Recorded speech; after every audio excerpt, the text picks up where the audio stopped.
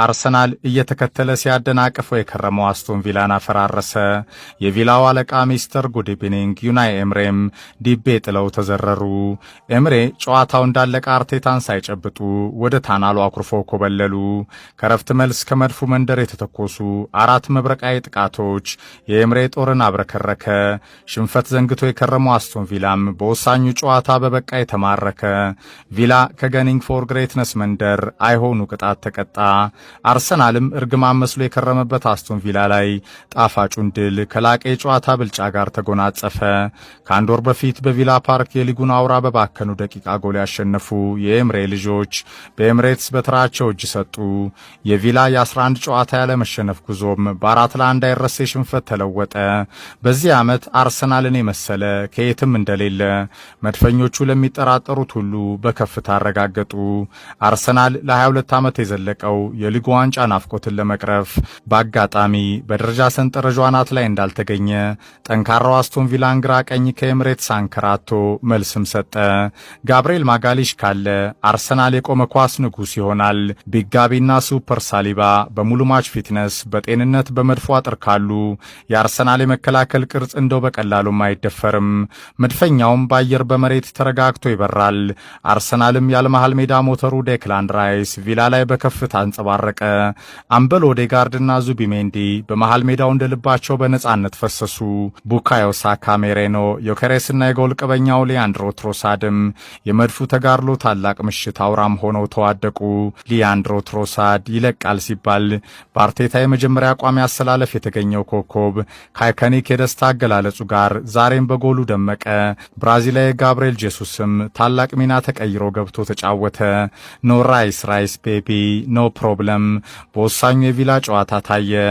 አርሰናል ከራይስ ውጭ እንደ ኤዜ ማርቲኔሊ ከሃርቫርስ የመሳሰሉ አማራጭ ኮከቦችን ሳይጠቀም እንደ ካላፊዮሪ ማስኬራ የመሳሰሉ ኮከቦችንም በጉዳት ከጨዋታ ውጭ ሆነውም ምን ማድረግ እንደሚችል በወሳኙ ጨዋታ በቁርጡ ቀን ማረጋገጫውን ላከ።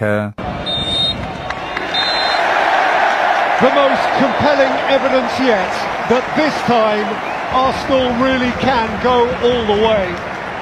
They end the year flying high at the top of the Premier League. This was meant to be the tight one, the tense one. At half-time indeed, still it was. Aston Villa were breathing down Arsenal's neck. But in the second half, led by the returning Gabriel. አድማጮች አንዳንድ ጊዜ የሻምፒዮንነት ቀለም ያላቸው እንደ አርሰናል ያሉ ቡድኖች እንደ ራይስ ያሉ ወሳኝ ወራሪ የማይደክሙ ተጫዋቾቻቸውን አጥተውም እንደ ቪላ ያሉ ጠንካሮችን 4-1 ይረመርማሉ። አንዳንድ ጊዜ ደግሞ የሻምፒዮንነት ፎርሙላ የገባቸው እንደ አርሰናል ያሉ ቡድኖች እንደ ዴቪድ ራያ ባሉ አዳኝ እጆች ውዱን 3 ነጥብ ያሳካሉ። አንዳንድ ጊዜ የሻምፒዮንነት ቅርጽን የያዙ እንደ አርሰናል ያሉ ቡድኖች ጨዋታን በልጠውም ያሸንፋሉ፣ ተበልጠውም ያሸንፋሉ። ጠንካራ የመከላከል አቅም አላቸው። ጎሎች በቀላሉ አይቆጠርባቸውም። በጫና ውስጥም ውጤት ይዘው ይወጣሉ። እድለኛም ሆነው ያሸንፋሉ። አማራጭ የቡድን ጥልቀታቸውን በከፍታ ይጠቀማሉ። የቆመ ኳስ ንጉስ ናቸው። በላቀ ህብረት ለመጨረሻ የድል የጸና ዓላማቸው እንደ ቡድን ይዋደቃሉ።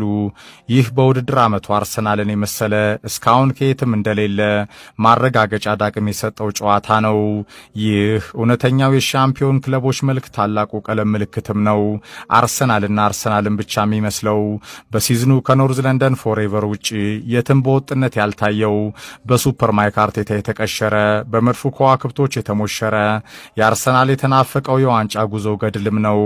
አሰልጣኝ ዩናይ ኤምሬን ጨርቅ አስጥሎ ያሳበደው በቀጥታም አሳምኖ የረታቸው ማይክ አርቴታን ሳይጨብጡ ወደ ታናሉ አስኮርፎ ያስኮበለለው የአዲሱ ዓመት ልዩ ስጦታ ነው።